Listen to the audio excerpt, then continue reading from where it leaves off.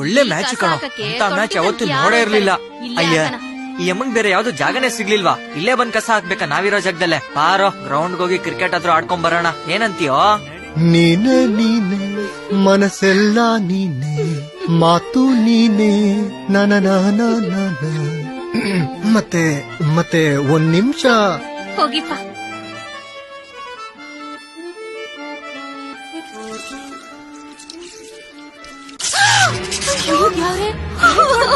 ಬೇರೆ ಜಾಗ ಸಿಕ್ಕಿದೆ.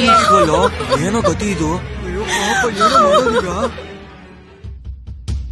ಟ್ರಾನ್ಸ್ಫಾರ್ಮರ್ ಸುತ್ತಮುತ್ತ ಮತ್ತು ವಿದ್ಯುತ್ ಕಂಬಗಳ ಹತ್ತಿರ ಕಸ ಹಾಕಬೇಡಿ.